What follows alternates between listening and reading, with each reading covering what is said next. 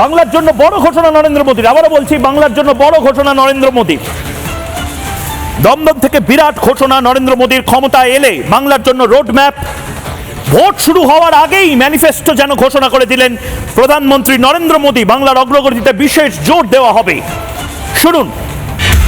आप यहाँ 2026 में भाजपा सरकार बनाइए। हम बंगाल को डॉक्टर श्यामा प्रसाद मुखर्जी के सपनों का बंगाल बनाएंगे। बंद पड़े कारखाने फिर से खुलेंगे, नया निवेश और नए कारखाने लगेंगे और दमदम फिर से इंडस्ट्रियल हब बनेगा। ये भाजपा का संकल्प है। প্রধানমন্ত্রী নরেন্দ্র মোদী খুব স্পেসিফিক্যালি যে যে পয়েন্ট বাঙালি শুনতে চায়, বাংলা শুনতে চায়, সেগুলোকে আজকে অ্যাড্রেস করলেন।